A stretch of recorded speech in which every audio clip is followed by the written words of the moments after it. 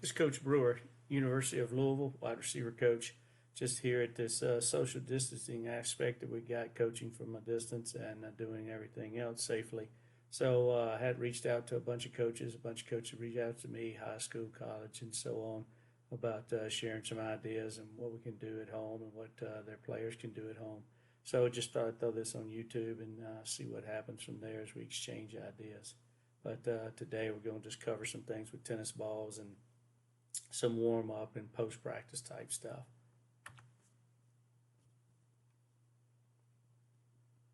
So here you see coming up, we have most of these coaches are doing some type of online clinics that a lot of them are free of charge that you can go online and register as a coach, coach only, and preview some stuff and get some answers. I've got one coming up for a couple of hours here this week, but this will be up for a while, so we'll change it out. So you can go to their site, blaze your clinics, and register and make sure they get all your information. Got to be about coaching only and answering questions that way. It doesn't matter whether you're Pop Warner or 7-on-7. Those are some things that you can go online and see. They've got a great lineup of coaches throughout the United States, high school, college, professional, all those things. Guys are having time now to do a little bit as we go from there. So I'll be on from 11 to 1 on the 7th. There's the online registration, things of that nature, the information that you'll need, what you coach, where you are, things of that nature, cell phone, address, email.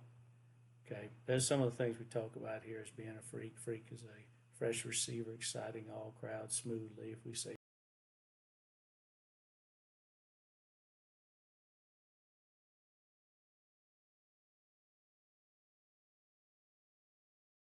freak, so the abilities that it takes to do that, cards, okay, CARDS, is coachability, accountability, responsibility, dependability, and sustainability. You got to be able to sustain it, but dependability may be one of the best ones and one of my favorites. That you're dependable in what you do. All right. Once you sign up for life. So once you're a freak, you're a freak for life, as we tell our guys, and have a lot of fun with it. And guys are now, growing older as we all do, and having kids and doing different things and getting married and going to the pros and having great careers in a lot of different aspects. So that's what it's about. I think if you're a receiver coach or any kind of coach, some type of manual at your position is a good idea. You can do it as you have time right now, maybe, to your base principles. Mine's rather large. I've been around a while, so I had time to do some of this. So you can go through these slides and kind of see what you like and dislike, about being technically fundamental sound. I think that would probably go for any coach at any position. Your attitude and being in control of your actions always. Those are important. Things about pre-snap, what you're looking for, and then maybe post-snap, what you're looking for. You need to know the feel and the width and the dimensions from hashes and numbers and the outside edge, the inside edge, and how wide it is, and how much ground they got to cover, and the throws and the windows of opportunity for those throws. Drill organization, I think, is your add to it. You need to make sure that every day you have something that you want to do and have a plan for what you want to do. Map out the season.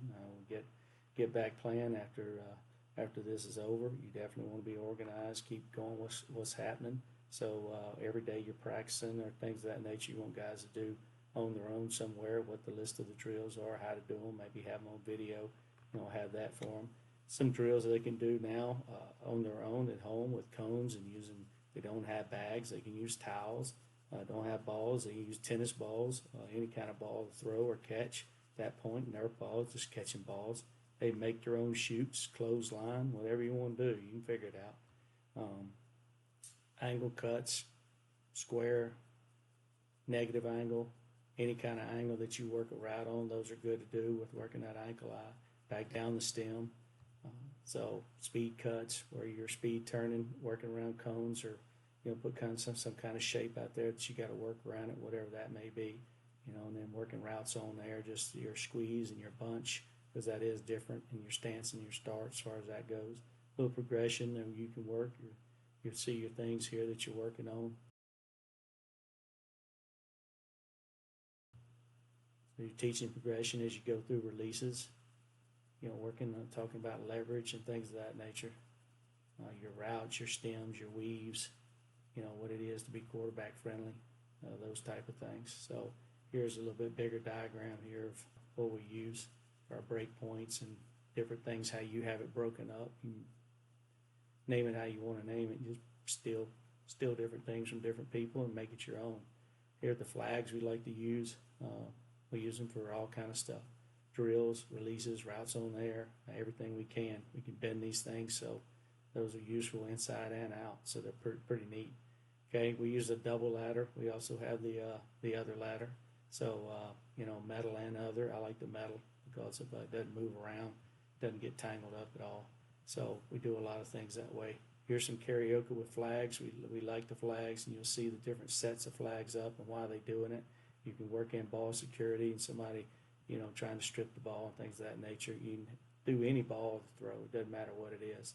Your second set here lets them know when to turn, when to go by it, and you can put anything down just as an indicator. We just use the flags. Doing a good job of there, getting out of cuts. Now we're just warming up, so increase the tempo as you do warm up, get game speed and game like, so you really get loose. You can try to pull this elbow, as you see right here, pulling this elbow so it turns your upper body, turns your eyes, turn your shoulders, and not too early, so that way your head doesn't get in front of your shoulders. We use a lot of tennis balls, working high laid hands here, meaning that when we run, we're running for a deep ball here. We want our hands up late and want them high where our eyes can see them. And then we want to extend them late, as we said, because you don't want the DB. He's going to play through your hands or try to grab you. So we're just going to walk. You can pick up the tempo as you go a little bit if you want. It's just a comfortable pace. We're warming up pre and post practice, making a ball call, having three or four balls in your hand, just throwing it over different shoulders. Here I didn't let him know which shoulder we're going over. Sometimes you don't. You just throw it out there. But you see where his hands are right here. They're high and they're late. You see where he can see the ball right here at that point. So that's good. Now you can see it, and tennis ball is harder to catch because it doesn't fit in your hands, like you might want it to. That's a nice job there. So we just turn around, go back the other way, or you can service each other if there happen to be you and, a player, and player gets involved, you have your players do it. Doesn't matter who's in your family at that point doing it now, social distancing and all the things you do.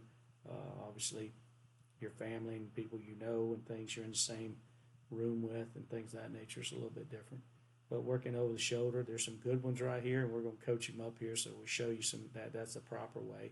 And we'll get a couple good ones, and then as we go, it'll just be more hand-eye, so he's letting the ball come all the way down here and not bringing his eyes up.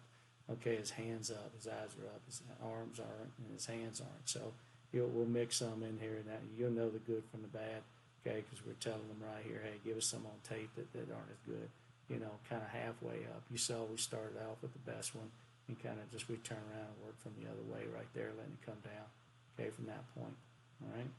Then we'll work kind of holding our line too. We'll drop a ball over the outside shoulder. What we'll do is save room for that ball to go over, so make them kind of adjust a little bit. You can baseball turn with it. You can do several things with that to get that going, all right? And this is kind of what we talked about earlier, making them adjust outside with the high laid hands over that shoulder from that way. And you can work one side all the way down and then come back and work the other if you like, okay? At some point in time, you'll have to catch a ball with one hand. It's fun. You can work a competition, whatever you want to do with that. We kind of do the same thing, let them know, which one you're going, where we're trying to hold the line at this point. Sometimes we don't for just hand-eye coordination and seeing which way it is. You can see he's reaching up, catching it above his eyes, okay, and there'll be some cases where you got to do that. So you can throw them right or left. It doesn't really matter. Then we work a little partner juggling. It's kind of fun. Two receivers are facing each other here. One receiver has two balls in his hand, the other one has one, and you just rotate there. The guy with two balls throws it to the open hand, the one that just has one, and then you just rotate around and then flip it and go back the other way. You'll find out your right brain or left brain because, you're teaching narrow focus and you're working with some brain work here, as long as hand-eye coordination is kind of interesting. So as you work from one to the other, you can see the directions here. Hopefully it's explained the way you can understand it and have a little competition when you get your guys back. Here's an example of it here. Kind of working through it. We mixed some color balls in here, right here, different colors of the tennis balls. We use tennis balls. You use whatever you want to use. Doesn't matter what you're juggling, really. But tennis balls work better for this drill. You kind of see one likes one closer, one likes to be further a little bit back. So we try to keep them in the same realm there. We'll do this maybe before practice, after practice. We'll switch hands here and kind of go back the other way as they go through here, working the right brain, left brain, okay? You see it's a little bit slower moving from one hand to the other right there, so kind of see how that goes. They love to compete and do this deal, and you count, maybe going to 3, going to 5, whatever you want to make up. For some of these drills are pretty good. Here's me right here. I ain't bad for an old guy right here getting it done.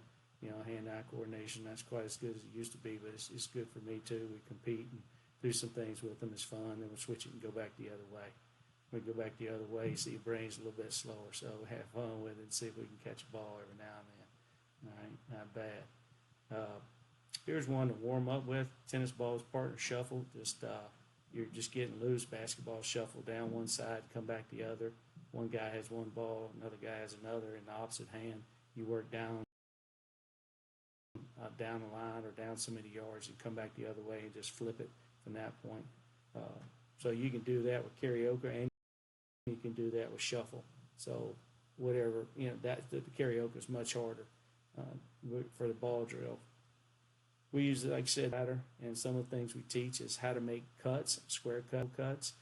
We work one side and back down the other, looking for that final step. So coaches, as we cut the angles, we're looking to weight transfer, stick that power leg in the ground, create that force angle. Your ankle is going to tell you where you're going. The keys to that is pulling that back elbow back over to your target and don't step underneath yourself. We'll show an example of that. So what we mean by ankle, as you see here, you see the ankle is pointed in a direction where it's going to open your hips up to, so he can take a step with his left foot in the picture and go to his right, run a dig, run anything flat, shin route, whatever you want to say, flatten out for whatever you want to, so the big eye don't lie. So where it's pointed creates that maximum force angle and technique, learn to transfer your weight at that particular point. Here's an example of it here. We're just teaching that at this point, and then working your arms with your feet, changing the weight. You see as he puts it down right there, okay? He's creating that force, and there's your break. So there it creates that force angle, and then he sticks that other foot in the ground and separates, so you don't want to step underneath yourself. Another thing you're teaching right here. Don't be too long with it, and it's just outside the framework or inside the framework, not too wide, okay? Then you don't have anywhere to step. Now, as you talk about an angle cut, you got the same thing. Big eye don't lie. So you got to create that angle. You see the second picture where he's picked up his hip, turned his toe where he wants to go. So that point you see we warm up here. Again, your eyes got to be in proper position too. We're just working through here. Hands, arms, everything's got to go with your feet. You got to have some type of rhythm as you go through these cuts to plan them. Could be a sluggo, a slant and go, any kind of double move. You see him pull his elbow back right here for us. Accentuate that, turns your shoulders. So therefore, once you get in this position here, now you can open up and then go to the next line of target. Okay, because he is running at an angle to sell maybe a post and then comes back out on the corner. Or it could be a negative angle comeback or something of that nature. So pull your elbow to turn your shoulders and your head, but don't turn your head to turn your shoulders and then your elbow. You got it in reverse action right there. We'll pick it up a little bit as we go. You see a little more inflection as he goes through. We're warming up, and then we get to some type of game speed, we hope, at some point where we can get that upper body balance and then steer the defender with our eyes and shoulders at that point too. So, you mix it up sometimes. Just have some guy throw something at you, whether it's tennis ball, baseball, softball, football, basketball, it really doesn't matter. Real quick, we're working to some power steps. What we call power steps is like a duck walk for a receiver, but it's a lot faster. Sometimes it'll be real short ones, sometimes it'll be a little bit longer. We like them both outside the framework of your body to create two power legs.